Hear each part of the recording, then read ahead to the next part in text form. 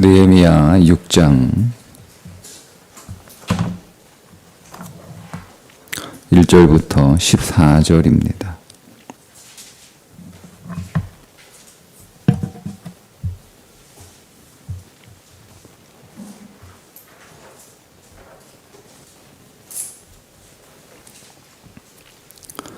산발랏과 도비야와 아라비아 사람 게셈과 그 나머지 우리의 원수들이 내가 성벽을 건축하여 허물어진 틈을 남기지 아니하였다 함을 들었는데 그때에 내가 아직 성문에 문짝을 달지 못한 때였더라. 산발랏과 게셈이 내게 사람을 보내어 이르기를 오라 우리가 오노 평지 한 촌에서 서로 만나자 하니 실상은 나를 해하고자 함이었더라. 내가 곧 그들에게 사자들을 보내어 이르기를 내가 이제 큰 역사를 하니 내려가지 못하겠노라. 어찌하여 역사를 중지하게 하고 너희에게로 내려가겠느냐 하매 그들이 4번이나 이같이 내게 사람을 보내되 나는 꽃같이 대답하였더니 산발랏이 5번째는 그 종자의 손에 봉하지 않은 편지를 들려 내게 보냈는데 그 글에 이르기를 이방 중에도 소문이 있고 가스무도 말하기를 너와 유다 사람들이 모반하려 하여 성벽을 건축한다 하나니 네가 그 말과 같이 왕이 되려 하는도다. 또 네가 선지자를 세워 예루살렘에서 너를 들어 선전하기를 유다에 왕이 있다 하게 하였으니 지금 이 말이 왕에게 들린지라. 그런즉 너는 이제 오라 함께 의논하자 하였기로 내가 사람을 보내어 그에게 이르기를 네가 말한 바 이런 일은 없는 일이요 네 마음에서 지어낸 것이라 하였나니 이는 그들이 다 우리를 두렵게 하고자 하여 말하기를 그들의 손이 피곤하여 역사를 중지하고 이루지 못하리라 함이라. 이제 내 손을 쉼있게 하옵소서 하였노라. 이후에 무후다멜의 손자 들라야의 아들 스마야가 두문분출하기로 내가 그 집에 가니 그가 이르기를 그들이 너를 죽이러 올 터이니 우리가 하나님의 전으로 가서 외소 안에 머물고 그 문을 닫자. 저들이 반드시 밤에 와서 너를 죽이리라 하기로 내가 이르기를 나 같은 자가 어찌 도망하며 나 같은 몸이면 누가 외소에 들어가서 생명을 보존하겠느냐. 나는 들어가지 않겠노라 하고 깨달은즉 그는 하나님께서 보내신 바가 아니라 도비야와 산발랏에게 뇌물을 받고 내게 이런 예언을 함이라. 그들이 뇌물을 준 까닭은 나를 두렵게 하고 이렇게 함으로 범죄하게 하고 악한 말을 지어 나를 비방하려 함이었더라. 내 하나님이여 도비야와 산발랏과 여선지 노아디아와 그 남은 선지자들 곧 나를 두렵게 하고자 한 자들의 소행을 기억하옵소서 하였노라. 아멘. 이제 성벽은 다 건축이 거의 끝났습니다. 이제 남은 것은 문만 남았다. 1절에 보면 산발랏과 도비야와 아라비아 사람 게셈과 그 나머지 우리의 원수들이 내가 성벽을 건축하여 허물어진 틈을 남기지 아니하였다 함을 들었는데 그때 내가 아직 성문에 문짝을 달지 못한 때였더라. 문짝만 남았다. 이 말은 성벽 중수가 거의 끝났다는 뜻이에요. 이제 문만 달면 되는 거잖아요. 예, 문만 달면. 그러니까 우리가 집을 다 짓고 이제 문만 갖다가 달면 끝나는 거예요. 다 지었어요. 다 지었어요. 다 지었다고 해도 과언이 아니에요. 그런데 보세요. 여러분, 대적들이 포기하지 않습니다. 물만 달면 되는 거니까 어려운 것도 아니잖아요. 문만 갖다가 딱 달면 끝나요. 그런데도 대적들은 포기하지 않는다. 여러분, 우리의 원수들은 우리를 향한 공격을 멈추지 않습니다.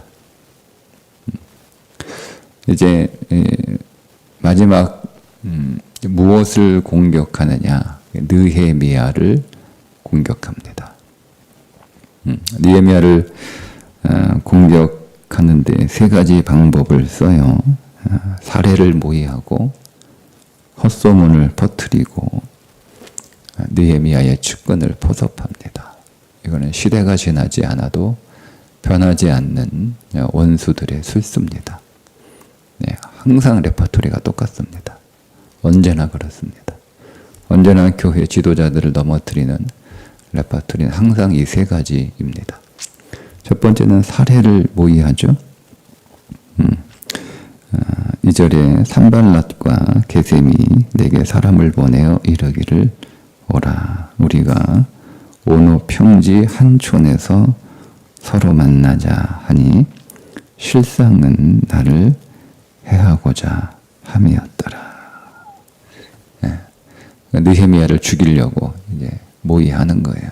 그래서 오노 평지에 있는 한 촌, 사마리아와 예루살렘 중간쯤에서 우리 총독 회담을 하자. 총독들의 정상회담을 하자. 이렇게 제안을 하는 거지만 사실은 살해하기 위해서 모의하는 거죠. 한번 만납시다. 어디서 한번 봅시다. 같이 밥 먹읍시다. 이렇게 하는 거예요. 그러나 그것은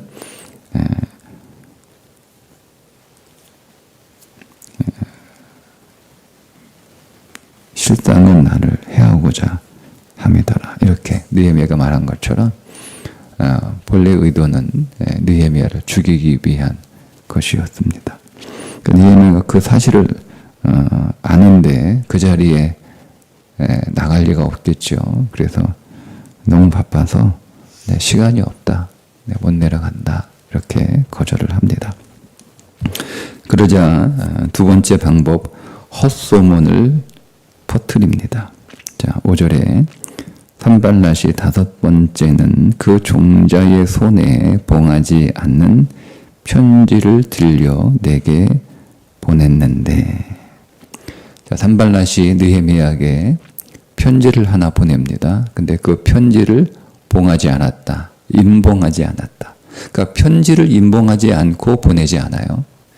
반드시 누가 열어보지 못하도록, 중간에 누가 열어보지 못하도록, 배달하는 자도 열어보지 못하도록 편지의 인봉을 반드시 해서 보내는 것이 일반적인 일입니다. 그런데 편지를 봉하지 않고, 편지를 풀로 붙이지 않고 그냥 봉투에 넣어서 이렇게 보낸다는 것은 무슨 얘기냐면 그 안에 있는 내용을 전달하는 자든 누구든 이거를 꺼내서 읽어보는 거예요. 그리고 나서 뭐 하라는 거죠? 퍼뜨리라는 거예요. 그 안에 있는 내용을 퍼뜨리라는 거예요. 그러면 그 편지 안에 있는 내용을 산발랏과 느헤미야만 알고 있으면 둘만 아는 내용인데 이제 그 내용이 이제 중간에 전달하는 과정에서 퍼질 거 아니에요. 그럼 백성들이 그 얘기를 듣고 동요하게 하는 거죠. 동요하게. 자, 백성들이 동요하게 하면 느헤미야가 어떻게 그 동요한 백성들이 알고 있는 그 사실, 그 내용을 수습하기 위해서 어떤 행동을 하게 한단 말이에요. 그러면 그 지금 이 성벽 마지막 문을 남았는데 성벽을 최종적으로 마무리하는 그 일을 하지 않고 이제 수습하기 위해서 그 자리를 떠나게 되는 건데 그 내용, 그 헛소문이 뭐냐면 6절입니다. 그 글에 이르기를 이방 중에도 소문이 있고 가스모도 아마 앞에 나오는 게셈 그 아라비아 이름인 것 같아요. 가스모도 말하기를 너와 유다 사람들이 모반하려 하여 성벽을 건축한다 하나니 내가 그 말과 같이 왕이 되려 하는도다. 여러분 이건 느헤미야에게는 굉장히 두려운 왜냐하면 페르시아 황제는 이게 굉장히 예민하잖아요. 페르시아 내에 있는 행정 구역 중에 어디 하나라도 페르시아에 반기를 들어서 반역을 하려고 한다, 독립하려고 한다, 이런 소문이 들리면 거기에 굉장히 민감할 수밖에 없는 사안이고 실제로 이제 그런 일들이 벌어졌잖아요. 애굽이 그런 일을 벌였고 그리고 이제 그 전에도 여러분 그 에스라서에 보면 사마리아 방백 아닥사스다 왕 재임 초기의 사건인데 사마리아 방백 르훔과 서기관 심세가 예루살렘 성벽을 이제 재건하기 위해서 건축하고 있었을 때 그거 방해하기 위해서 올렸던 참소의 내용하고 똑같아요. 저 성벽을 그대로 재건하도록 방치하면 귀한 민들이 페르시아 정부를 향해서 반기를 들 것이다. 이렇게 상소를 올리는데 그 상소를 받고 아닥사스다 왕이 성벽 재건을 중단시켜 버렸던 역사가 있습니다. 그러니까 이건 굉장히 예민한 사안이고요. 느헤미야로서는 그런 헛소문이 들게 되면 이거는 그냥 그대로 놔두면 안 되는 사안입니다. 그러니까 그게 두렵기 때문에 이를 중단하거나 아니면 어디로 가겠어요? 페르시아 황제한테 갈 거 아니에요. 설명을 하기 위해서. 그럼 오랫동안 자리를 비워야 되는 거잖아요. 그게 뭐 빨리 가야 2개월인데. 그러니까 이런 소문을 하는 거죠. 우리 거룩한 교회 회복, 거룩한 성도의 삶의 회복, 이런 일들을 하게 되면 뭐라고 얘기하는 거예요? 누구를 위해서, 자기를 위해서, 목사가 자기 이익을 위해서 이런 식으로 이제 헛소문을 내는 거예요. 자기 때문에 이런 일, 그런 일들 비일비재한 소문이죠. 이런 소문을 이제 퍼뜨립니다. 자, 그런 소문을 퍼뜨리고 나서 7절에 보세요. 또 네가 선지자를 세워 예루살렘에서 너를 들어 선전하기를 유다의 왕이 있다 하게 하였으니 이제 그런 소문도 있다는 거예요. 그런 소문도 선지자를 세워서 이제 선지자들이 기름을 붓잖아요.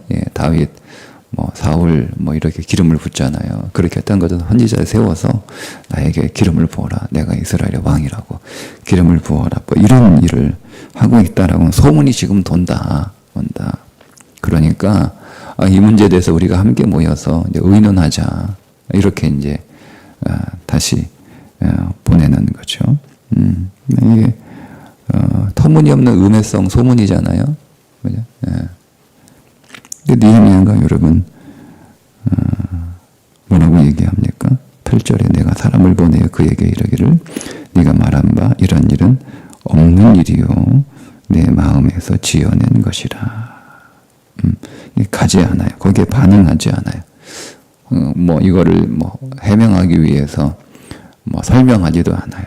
나가서 야 어떻게 되냐? 내 그런 일을 한 적이 없는데 그런 소문이 왜 도냐? 하고 이렇게 억울하다 이렇게 하지도 않고 또 이거 혹시 페르시아까지 이 소문이 전해졌을지도 모르니까 페르시아 가서 황제한테 이런 소문 혹시 들으셨는지 모르겠으나 다 이게 헛된 소문이고 나는 절대 그런 생각을 한 적도 없고 이렇게 쭉 이런 거 전혀 안 해요. 느헤미야 기도합니다. 9절에 이는 그들이 다 우리를 두렵게 하고자 하여 말하기를 그들의 손이 피곤하여 역사를 중지하고 이루지 못하게 하리라 함이라. 이제 내 손을 힘있게 하옵소서.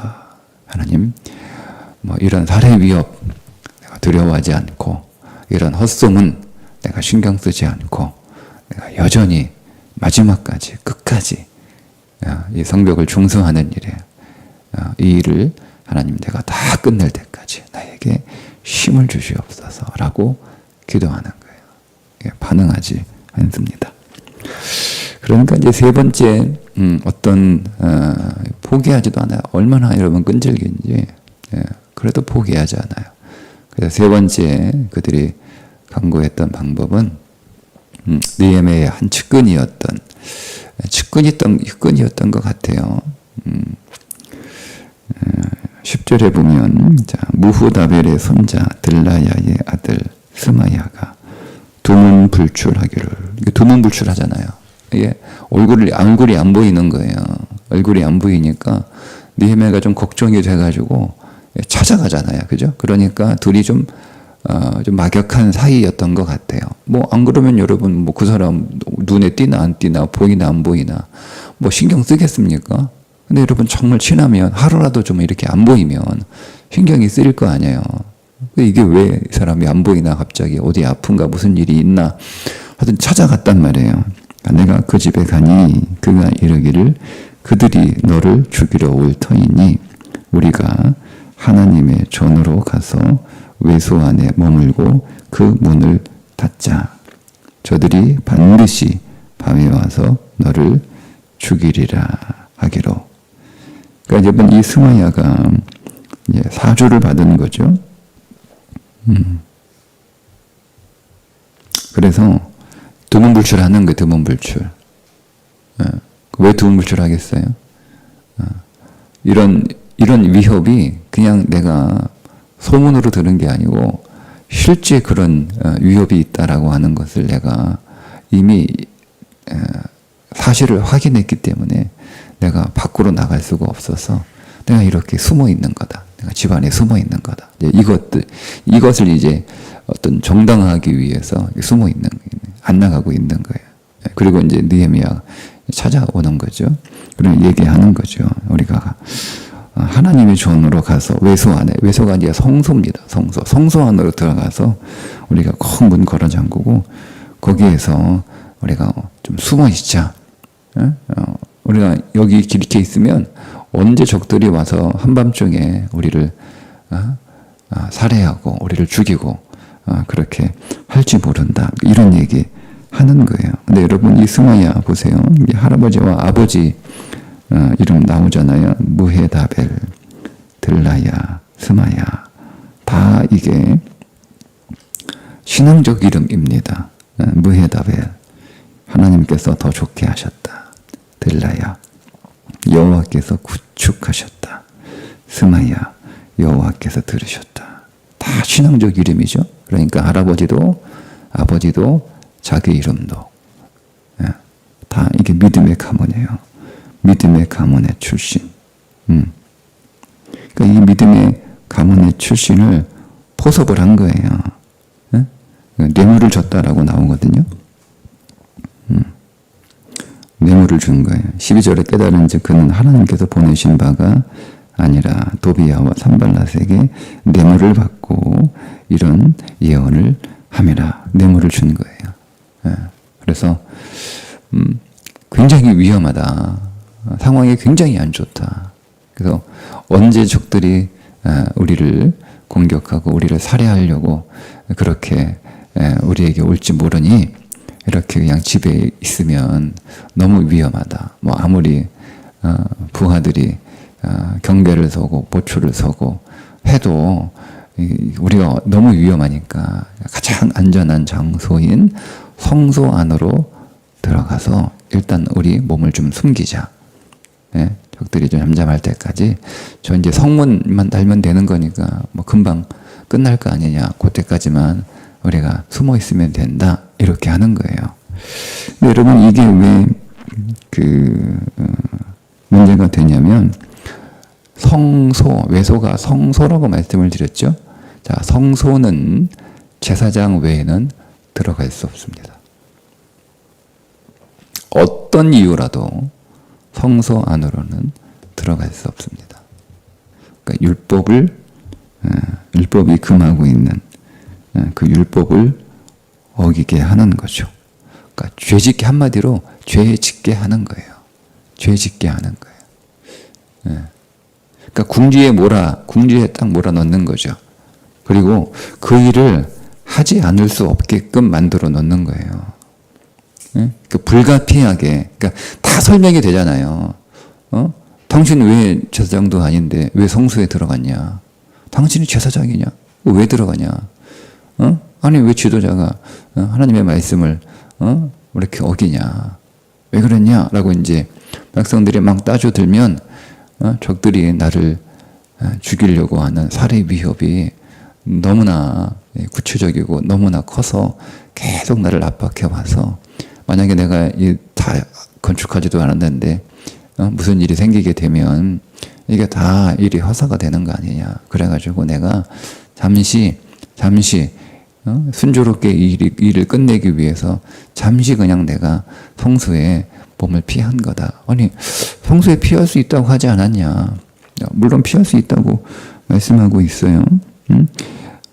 예를 들면 성전에 번제단 붙잡으면 목숨을 보존할 수 있는 율법의 규정도 있었고, 또 피해 복수를 피하기 위해서 도피성이라는 제도가 있었기 때문에 이거를 근거로 지금은 내가 너무 위험하고 내가 어떤 신상의 문제가 생기면 큰 문제가 생기니까 내가 성경에도 그렇게 율법에도 규정하고 있으니까 물론 못 들어가는 거 내가 안다. 알지만 내가 잠시 몸을 피했다. 다 설명이 되는 거잖아요. 그죠? 항상 그래요. 항상 그래요. 모든 일에는 다 이유가 있어요. 이유가 있어요. 이걸 노린 거예요. 이걸 노린 거예요. 근데 막 딱 들어가게 되면 이제 그걸 걸고 넘어지는 거죠.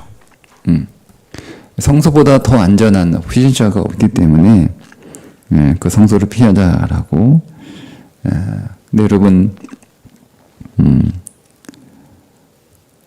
느헤미야가 그 덫에 걸리면 율법을 범한 자가 되는 거니까 공격의 빌미가 생긴 거잖아요. 이거는 뭐 어떻게 설명할 수가 없는 거예요. 이유는 충분히 되지만. 이렇게 자기 측근이에요. 자기 측근. 자기하고 친한 사람이에요. 가깝게 지내는 사람이에요. 가깝게 지내는 사람이 와서 나를 꽉 걱정하고 염려해 주는 것처럼 그렇게 말하면서 나를 덫에 걸리게 하는 거죠. 뇌물을 받고. 근데 여러분, 11절에 느헤미야가 내가 이르기를 나 같은 자가 어찌 도망하며, 이게 도망갔다라고 하는 소문이 들려와요. 거기 일하고 있는 사람들한테. 아니 우리는 막 죽도록 여기서 막 뼈 빠지게 일하고 있는데 느헤미야는 지 살자고 도망을 가? 이렇게 동요할 수도 있는 거잖아요. 그죠? 그러니까 여러분, 얼마든지 사람들은 다 나쁜 쪽으로 이렇게 귀를 기울이게 돼 있어요. 사람들이 뭐 헛소문 믿을까? 절대 그렇지 않습니다. 사람들은 헛소문 믿습니다. 이게 사람들의 죄의 성향입니다. 그래서 이거는 수천 년이 지나도 이 레파토리는 안 바뀌잖아요. 헛소문 내는 거예요. 정치인들이 다 거짓말하는 이유가 뭐예요? 사람들은 믿거든요. 국민들은 믿어요. 에이, 그럴 사람이 아니야. 이렇게 얘기하지만 속으로는 믿어요. 도망가봐요. 우리는 죽도록 고생하는데 지 살자고 도망가? 뭐 이렇게 되기도 하고 뭐 다 힘 빠지는 거예요. 그리고 우리 보고는 뭐 정직하게 살아라. 뭐 거룩한 이 성벽을 회복하는 일을 막 이렇게 해놓고 정작 자기는 거룩하지 않고 율법을 어겨? 뭐 이렇게 하는. 이도 뭐 이중인격 아니야? 뭐 앞다고 뒤다르고 겉하고 속다르고 한 거 아니야? 이렇게 되는 거예요. 나 같은 몸이면 누가 외소에 들어가서 생명을 보존하겠느냐? 나는 들어가지 않겠노라. 예. 이렇게 대답을 합니다. 그러니까 분별할 수 있어야 돼요, 여러분. 하나님의 말씀을 정확하게 알지 못하면 분별하지 못합니다. 네. 여러분, 거짓 예언을 분별하는 세 가지 방법이 있습니다. 첫 번째는 선지자가 말한, 거짓 선지자들이 많았잖아요. 뭐 이사야, 예레미야 뭐 시대에 뭐 엄청나게 거짓 선지자들이 많았잖아요. 네. 예. 이게 거짓이냐 참 선지자냐 분별하는 세 가지 기준. 선지자들이 말한 예언에 그 예언이 성취되느냐. 여러분, 아무리 여러분 그럴듯한 말을 하더라도 그 예언이 역사적으로 성취되지 않았으면 그는 거짓 선지자입니다. 두 번째는 선지자가 예언한 그 내용이 계시된 하나님의 말씀과 일치하는가. 성경에 그 말씀이 있느냐예요. 성경에 그 말씀이 없으면 그 거짓 선지자예요. 세 번째, 선지자가 그에 합당한 삶의 열매를 보여주고 있느냐. 이 세 가지로 분별하시면 돼요. 분별하시면 돼요.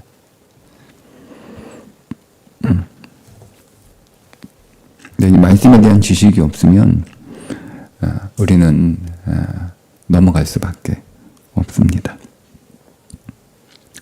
자, 이렇게 뇌물을 주고 그의 측근을 포섭해서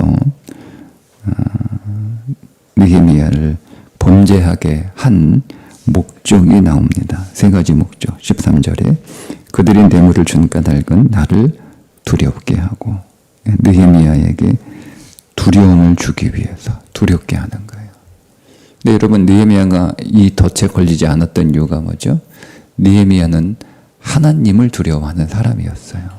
여러분, 우리가 하나님을 두려워하지 않을 때 세상 두려움에 빠지지 않습니다. 예. 그러니까 우리가 아무것도 두려워하지 않는 그런 사람이 되어서는 세상 두려움을 이길 수 없어요. 정말 여러분, 느헤미야가 두려워했던 것은 하나님이에요. 하나님을 두려워하는 사람이었어요. 그러니까 하나님을 두려워하는 사람이었기 때문에 느헤미야를 어떤 세상의 두려움으로 위협을 해도 그 두려움에 넘어가지 않을 수 있었던 거죠. 두 번째는 범죄하기 위해서. 성소로 피하면, 이제 몸을 피하면 범죄하게 되는 거잖아요. 범죄하기 위해서. 내가 너를 죽여버리겠다. 우리가 죽여버리겠다. 이렇게 협박할 두려움으로. 그게 안 되니까 성소의 몸을 피하자. 이렇게 해서 범죄하게 하도록. 자, 세 번째 목적은 악한 말을 지어 나를 비방하려 함이었느니라. 느헤미야에게 헛소문 퍼뜨려가지고 백성들의 신뢰를 빼앗아 버리는 거죠. 그러면 성벽에 참여했던 사람들이 갑자기 손을 놔버리는 거예요. 그래서 돈으로 사람을 매수해서 거짓 예언을 하게 했던 것입니다.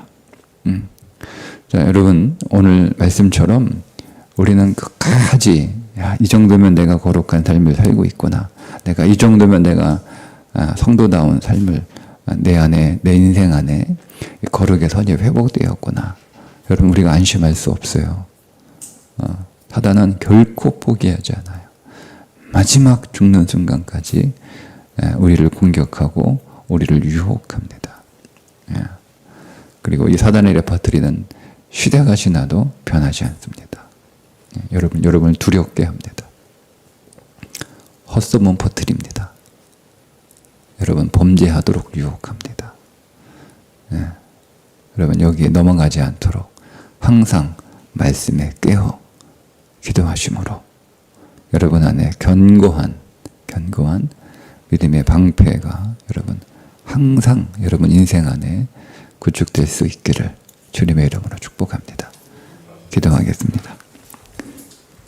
하나님, 한순간도 안심하지 않게 하시고 한순간도 경계를 늦추어 소홀히 하는 일이 없도록 항상 주님 오시는 그날까지 우리가 표대를 향하여 쉬지 않고 달리는 믿음의 경주를 계속하게 하여 주옵소서. 그 인생의 어떤 두려움이 우리를 위협한다 할지라도 말도 안 되는 헛소문을 만들어서 나를 비방하고 나를 폄하한다 할지라도 나의 가장 가까운 사람들을 동원해서 나로 하여금 이유를 가지고 함정에 빠뜨리려 할지라도 하나님 범죄하지 않고 끝까지 주 안에서 거룩한 삶을 이루어가는 우리의 믿음이 되게 해 주옵소서. 예수님의 이름으로 기도합니다. 아멘.